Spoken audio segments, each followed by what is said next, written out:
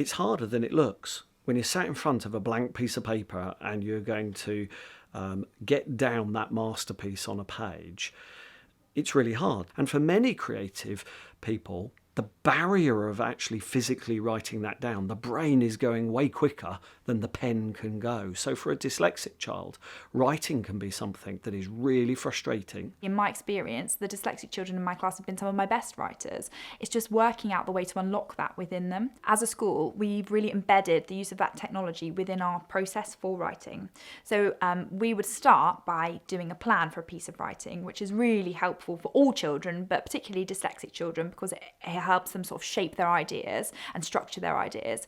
And the way that we found to do that planning, which has been really helpful, is to use thinking maps. Particularly for planning and writing, we would use something called a brace map.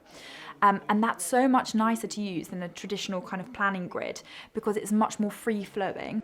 They can decide what vocabulary they're going to use, and they might do that all in one colour in their digital inking within it.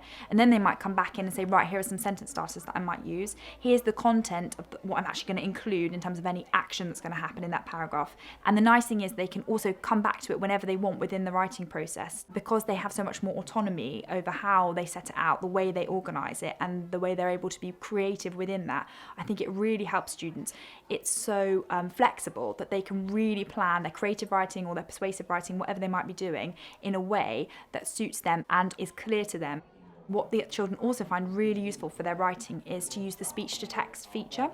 If they struggle to formulate their ideas while typing them or writing them, what they can do is they can speak those sentences out loud, they can tell their story, clattering to the ground, and that speech-to-text feature then puts it on the paper for them. Slow motion.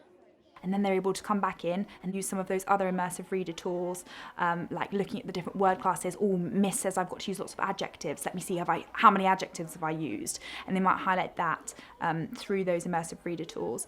Also, they can obviously change words. If they're looking for a synonym for a word where you traditionally might have gone to find a thesaurus, that's right there for you. You can right-click on it, click on the synonym button, and it will generate lots of other words. So that really helps, because something else we find that particularly the dyslexic children in our classes do is they repeat certain key words. So if they've got certain pieces of vocabulary that they like, that might feature quite heavily in a piece of writing.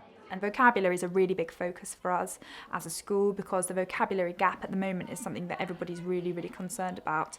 And we're trying to use technology, for example, on Microsoft Teams, where we would post the word of the day. So for example, my word of the day today was devoured in my class, and then my class are able to log on first thing in the morning, and the first thing they do is to go and write a fantastic sentence where they're going to impress me with the word devoured. And what we've seen is such an improvement in the craftsmanship of the sentences that they're putting together, and also the vocabulary that they're using within those sentences.